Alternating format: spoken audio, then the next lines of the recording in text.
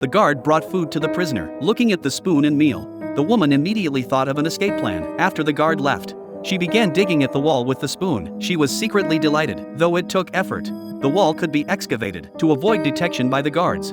She tore pages from her book, soaked them in water, then covered them with soil from the wall. Since the paper matched the wall's color, she used it to conceal the hole. As the prison was surrounded by water and constant strong winds, the woman scattered the excavated soil bit by bit through her window, letting it gradually disperse in the wind. Knowing this escape would be a long-term project, to gain more time for digging, she requested to skip yard time under the pretense of reading in her cell. To speed up the excavation, she collected soup broth from her meals and spread it evenly around the hole. The salt in the broth would corrode the wall, making the soil easier to remove. Following this method, over 6 months, she dug a 60-meter-long tunnel. With everything ready, a prosecutor came to inspect the prison. Seeing her opportunity, she knew the prison would hold performances to welcome the officials' visit. During the crowded event, she quickly left her cell, since she hadn't participated in activities for 6 months. The inmates in the yard didn't recognize her. No one noticed her movements. While everyone watched the female prisoner's performance, she slowly approached the official's car and quickly hid underneath it. Meanwhile,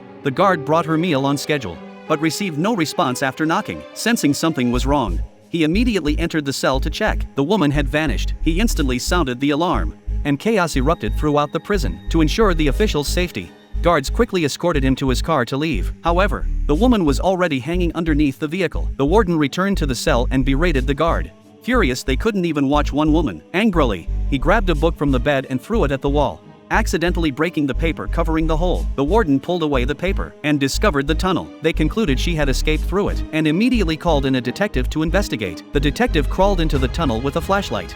Moving slowly forward due to the steep slope, he slipped and slid straight to the tunnel's end. He discovered the tunnel was a dead end and asked the guards to pull him back up with a rope. In the cell, the detective found a worn-down spoon. He determined this was her digging tool. The guards were skeptical that a spoon could dig so quickly. The detective flicked some soil into a guard's mouth. The guard suddenly realized it was salty. The detective explained that the woman had used the salt from food broth to corrode the wall, speeding up the excavation while letting the wind carry away the excavated soil. The detective understood her intention. She had used the official's car to escape the prison. The purpose of digging the tunnel was to distract the guards. By the time they had crawled in to confirm it was a dead end, 25 minutes had passed, and in those 25 minutes, the woman had successfully escaped the prison by car.